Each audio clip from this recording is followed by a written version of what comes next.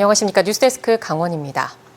해수욕장에서 폭죽놀이는 안전 등의 이유로 불법으로 규정돼 있습니다. 그러나 이번 여름에도 해변은 폭죽 소음과 쓰레기로 골머리를 앓고 있는데요. 이하라 기자가 폭죽놀이가 한창인 해변을 돌아봤습니다. 한 팀이 폭죽을 터뜨리기 시작하자 경쟁하듯 여기저기서 연달아 폭죽이 터집니다. 보안업체 직원들이 달려가 제지해도 잠시뿐. 돌아서면 또 폭죽이 터집니다. 지금 자정이 넘은 시간인데요. 보시는 것처럼 백사장은 폭죽 소음과 매캐한 연기로 가득합니다. 사람 머리 위로 날아다니는 불꽃. 시민들은 불안합니다. 이거 불법이잖아요.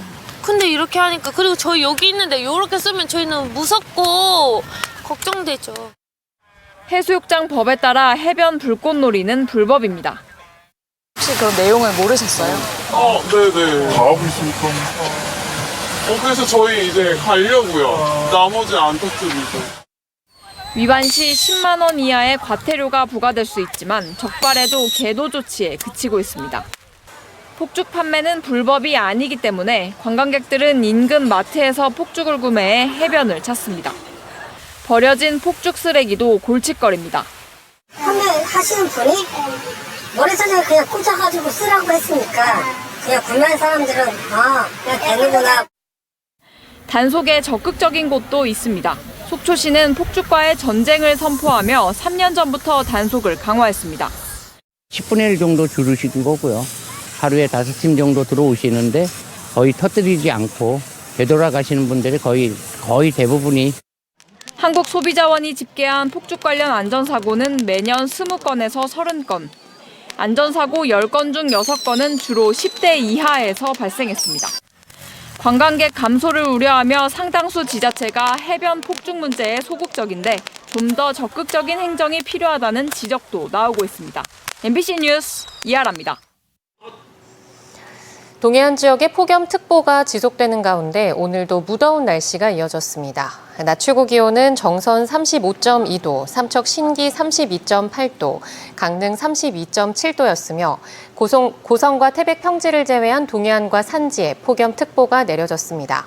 내일 낮 기온도 28도에서 35도 분포로 오늘과 비슷하겠고 내륙에는 소나기가 오는 곳이 있겠습니다. 기상청은 이달 중하순까지 30도 이상의 무더위가 이어질 것으로 내다봤습니다.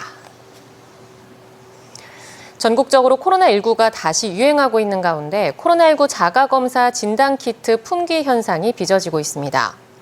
강원도 약사회 등에 따르면 강원도 내 약국에서 판매하는 진단키트가 조기 품귀되는 반면 공급 수량은 적은 불균형이 계속되고 있다고 전하고 있습니다.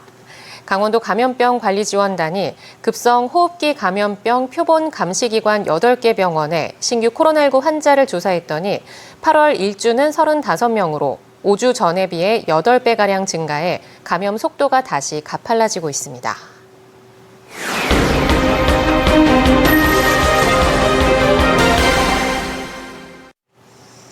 제보는 MBC 순서입니다. 오늘은 시청자 여러분께서 제보해 주신 뉴스를 연이어 집중 보도해드리겠습니다.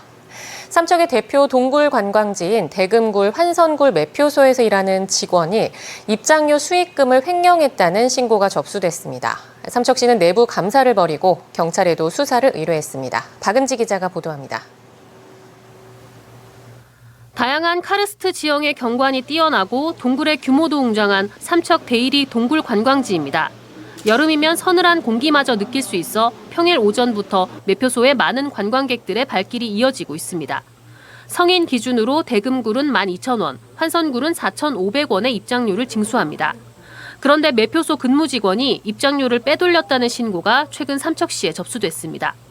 취소표 수량을 조작하는 등의 방법으로 차액을 횡령했다는 내용입니다. 삼척시가 올해 자료를 가지고 대조해보니 조작 건수만 180건, 횡령액은 1,100만 원에 달했습니다. 하지만 이전의 횡령 규모를 밝히는 데는 난항을 겪고 있습니다. 매표소 직원에 의한 입장권 수익 횡령 사건이 벌어졌지만 시스템 미비로 인해 정확한 피해 규모가 추정되지 않고 있습니다. 해당 직원은 2019년부터 매표소에서 근무했는데 중간에 발권 시스템 위탁업체가 변경되면서 2023년 이전 자료는 삭제된 것으로 확인됐습니다. 지금 19년 거부터 온전히 있질 않아요. 이게 이제 계약 기간이 종료가 되면 저희가 자체적으로 그걸 보강을 했었어야 됐는데 매표소에서는 카드와 현금을 모두 받고 있는데 현금 입장객 수를 따로 관리하지 않은 것도 문제입니다. 현금도 받습니다. 현금도 받아요? 비율 혹시 얼마나 될까요? 카드 결제랑? 그거는 제가 잘 모르겠어요. 해당 직원은 경찰서장의 감독을 받는 청원 경찰이라 원칙상 경비 업무만 해야 하지만 현장 인력이 부족해 매표 업무를 맡긴 것도 확인됐습니다.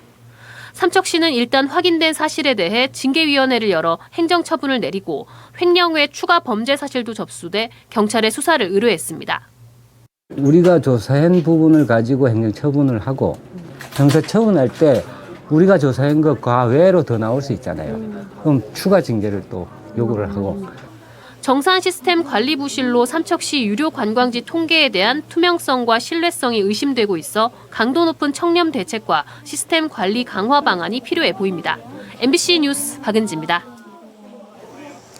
강릉의 한 마을에서도 제보가 접수됐습니다. 상수도 배관 확장 공사 때 나온 골재 폐기물이 하천에 버려졌다는 내용인데요. 주민 민원이 제기되자 강릉시가 제거와 정리를 지시했는데 업체는 일부 작업 관리 부실을 인정하고 조치를 취했지만 여전히 많은 양이 남았습니다. 배연한 기자입니다. 하천 수백 미터를 따라 회색 골재 더미들이 가득 쌓여 있습니다. 강릉시가 지난 5월 마을 상수도관 확장을 위해 공사를 진행했는데 공사를 맡은 업체가 상수도관을 교체하면서 나온 골재 폐기물을 하천에 마구 버린 겁니다. 배수로 확장 공사를 하며 나온 산업 폐기물들을 이처럼 하천 주변에 무단으로 폐기해 놓은 상태입니다. 주민들이 민원을 제기했고 강릉시가 폐기물 제거 명령을 내려 업체가 지난 주말 준설 장비 등을 이용해 처리에 나섰습니다. 상수도관 분기 작업을 하는 그 상황이었는데 그게 뭐 일부 하천에 조금 들어간 건 사실입니다. 사실이고 그래서 발주처에 보고 드렸고 그래서 뭐 수정사항으로 바로 준설차를 동원해서 그 부분은 말끔하게 다 정리됐고. 하지만 업체의 말과 달리 폐기물은 하천에 여전히 즐비합니다. 버린 양이 워낙 많다 보니 미처 다 치우지 못한 것으로 추정됩니다. 주민들은 그 사이 임곡천이 오염될 대로 오염됐다고 주장합니다. 폐기물 이런 거를 하천에다가 반경 한 1km 이상을 무단 투기를 한 거예요. 그러다 보니까 이게 같이 어우러져서 이 하천에 기름이 뜨고 고기들 치어들 다 죽고 이런 현상입니다. 강릉시는 업체에 나머지 폐기물을 제거하고 정리 조치할 것을 지시했습니다. 현장 부지 등으로 골재 등이 약간 하천 쪽에 들어간 거를 저희가 현장 확인해 갖고 현장에서 들어간 부분을 저희가 준설차나 그 장비를 동원해서 우리가 다 걷어내라고 조치를 시켰습니다. 주민들은 하천의 골재 폐기물을 무단으로 버리고 수거 명령에도 제대로 걷어내지 못한 업체는 물론 부실한 강릉시의 관리 감독에도 불만을 쏟아내고 있습니다. MBC 뉴스 배현환입니다. 강원경찰청의 한 간부가 술자리에서 지인을 폭행한 사건이 확인됐습니다. 이후 인근 경찰서로 인사발령 조치됐는데 문책성이라고 하기엔 출퇴근이 가능한 거리인데다 청문 감사실에 통보조차 하지 않았습니다. 제 식구 감싸기 논란이 일고 있습니다. 나금동 기자가 단독 보도합니다. 폭행 사건에 휘말린 건 강원경찰청 수사과 전 팀장입니다. 계급은 경감. 지난 6월 말 춘천의 한 술집에서 함께 술자리를 하다 시비가 붙은 지인을 폭행한 사실이 확인됐습니다. 이후 지난달 26일 정기 인사발령 때 인근 경찰서로 자리를 옮겼습니다. 폭행 사건이 발생한 지 약 한 달이 지나서였습니다.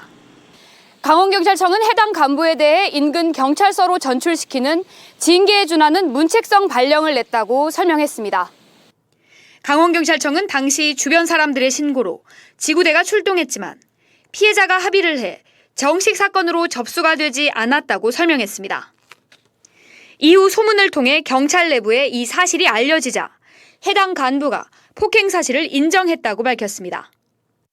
또 폭행이 피해자의 의사에 반해 처벌하지 않는 반의사 불벌죄이기 때문에 법적 책임은 없지만 발령을 통해 문책을 했다는 입장입니다. 하지만 문책성이라고 하기엔 정기 인사 수순을 밟았고 전출을 보낸 경찰서도 기존 근무지에서 출퇴근이 가능한 30분대 거리입니다. 또 폭행 사실을 청문감사실에 통보조차 하지 않았습니다. 경찰은 폭행이 일어난 상황과 합의 여부 등을 고려했기 때문에 청문감사실에 알리지 않았다고 해명했습니다. 징계위원회 태입을 위해서 이것이 징계를 받을 사항인지 아닐 사항인지 다퉈야 하는 것이지 징계위원회 회부조차 안 하고 어떠한 기관의 지도부나 수뇌부에서 자체적으로 결정할 수는 없을 것이다. MBC 취재로 폭행 사실을 알게 된 강원경찰청 청문감사실은 뒤늦게 사실관계를 확인하고 있습니다. 취재진은 해당 간부의 입장을 듣고자 여러 차례 연락을 했지만 답변이 없었습니다. MBC 뉴스 나금동입니다. 서울은 부동산 화랑을 보이는 반면 지방은 하락세가 두드러지는 가운데 강원의 주택시장은 그나마 나은 편으로 조사됐습니다. 부동산 포털 직방이 지난달 아파트 신고가율을 조사했더니 서울의 아파트 신고가율은 10%로 지난해 11월 이후 가장 높았습니다. 반면 수도권을 제외한 지역에서는 신고가율이 모두 5%를 밑돌았고 강원은 4.8%로 가장 높았습니다. 강원도 교육청이 지난 2일 실시한 지방공무원 신규 임용시험 최종 합격자 138명 명단을 누리집에 공고했습니다. 직렬별 합격자는 교육행정 101명, 교육행정 장애 2명, 교육행정 저소득 2명, 사서 5명, 시설 일반 토목 1명, 시설 건축 1명, 운전 26명입니다. 최종 합격자는 오는 14일 임용 후보자로 등록하고 19일부터 신규 임용자 과정 연수를 받게 됩니다. 코로나19 시기 폐지됐던 도내 주요 시외버스 노선이 복구되지 않아 많은 시민들이 불편을 겪고 있다는 주장이 제기됐습니다. 강원도의회 이무철 의원은 코로나19 당시 도내 413개 노선 가운데 강릉, 부산, 태백, 울산, 속초, 용인 노선 등 절반이 넘는 211개 노선이 폐지되거나 휴업 등으로 운행에 차질을 빚은 가운데 현재 제대로 복구되지 않고 있다고 밝혔습니다. 이에 따라 2019년 말 1,524회에 달하던 시외버스 운행 횟수가 현재는 42% 줄어든 883회에 그치고 있다며 개선을 촉구했습니다. 강원뉴스 마칩니다. 시청해주신 여러분 고맙습니다.